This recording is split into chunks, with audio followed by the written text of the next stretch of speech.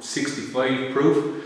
I'm going to be showing you some of the things you need to use to make the vodka. Starting off, we will need a 25 litre fermentation vessel, a spoon or a spoon, thermometer, lid for your fermenter, jug, 8 kilos of granulated sugar. Any cheap granulated sugar will do. Can be cane sugar, beet sugar, any sugar, cheap sugar. You'll need a J cloth, I'll explain that in a while, and a piece of string, likewise. To start with, you get some boiling water, can be from your tap or can be from the kettle, doesn't matter, I have both, I'm going to use both. You fill your fermenter to about a third of the way.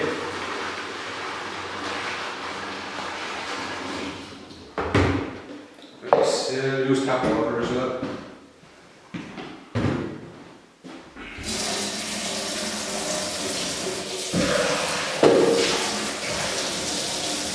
Once you have it filled to a third of the way, you add your sugar and stir vigorously.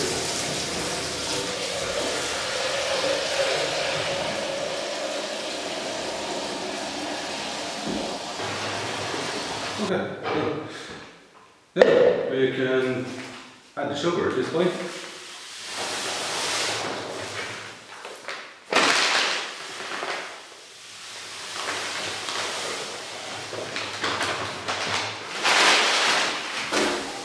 And this is the final one.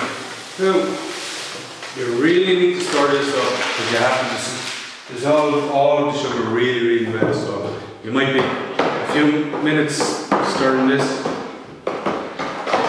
Not my favourite part of the job, but then it's not that hard either. Just make sure your hands are really clean. You don't want any impurities getting into the mash.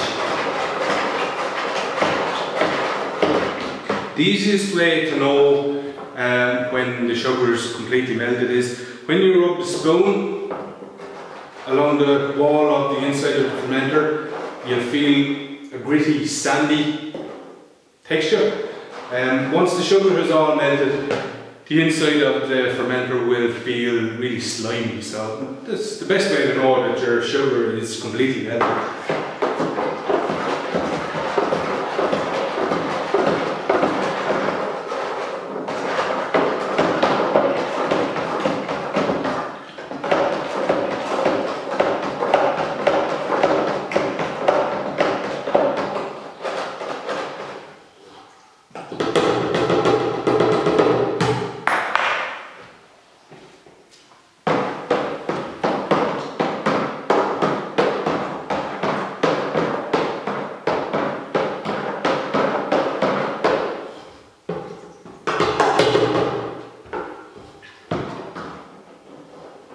Okay, that feels right, so you can't hear any sandy texture or feeling from inside the fermenter now.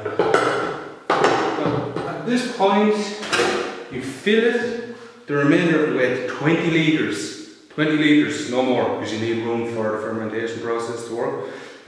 What will happen is it will begin to foam once the yeast becomes activated. Now, top it up to 20 litres of cold water. Hold on. One more.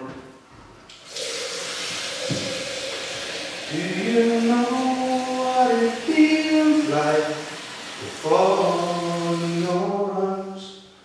Do you know what it feels like to love you? Okay, that's a little bit too much, but it's not too bad.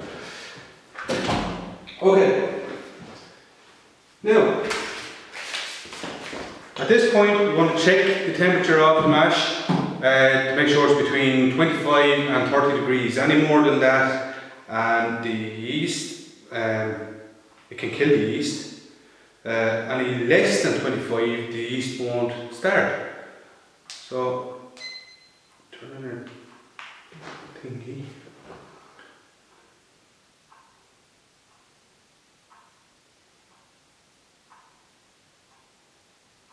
Yeah, that's fine. 28 degrees Celsius.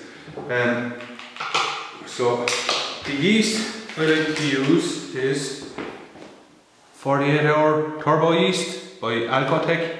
Now it says 48-hour turbo yeast, but really you want to leave it for at least 5 to 6 days to finish the fermentation process. It's good stuff. It's really aggressive now. So once the fermentation process starts, it'll be creating a lot of CO2 gases. Now you cannot, trust me, you cannot use an airlock on this because there's so much CO2 gas being produced. What I like to do is put on the lid. Here's where the J-cloth comes in. Put your J-cloth across the top of the fermenter and tie it off with a piece of string. Okay, but that's after you put in the yeast. So at this point, we'll put in the yeast.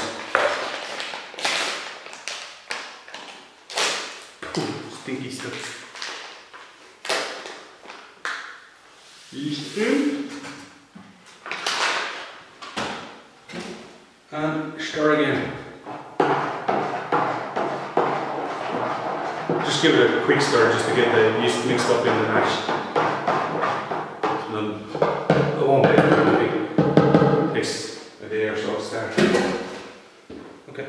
So stick your lid on. Put your J-cloth on. And tie that off with a piece of string.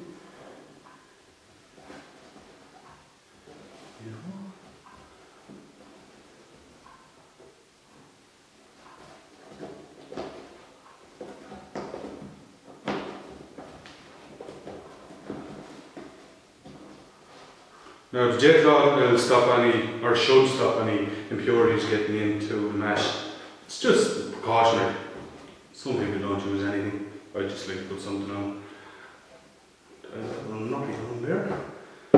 Now you want to store this at room temperature, so any normal room in the house will do. But make it a room that you're not using because the smell can get a little bit strong. It smells like really strong apples. Yeah, like sweet apples. So store it somewhere that you're not going to be sitting beside it or something, because this smell gets really strong. Like I said, by tonight, maybe in 5 hours time, 5-6 hours time, this will start to foam. It'll get really aggressive, so it'll foam fairly well. And once the foaming has stopped, it'll settle down. And after 5 days, the fermentation process should be finished. Every day, just put your ear to the barrel and listen, and you should hear a fizzing sound like 7-Up or Lucozade or some horrible drink like that. Once that fizzing is stopped, then the fermentation process has pretty much stopped as well, and you'll notice that all of the yeast and the sugar and all the gunk and yellow stuff will have settled to the bottom, so you can rack that off into the still. So all there's left to do now is wait, and that's what we'll have to do. My next video I'll be taking this to the still. It's a reflux still. I built it myself and it's completely made from stainless steel, so there should be no impurities, and I sterilise it after every use. It's a pretty interesting piece of kit. Now it's more to look at, and I can put the plans up for that online while I'm at it. So see you in the next cartoon. See you dudes.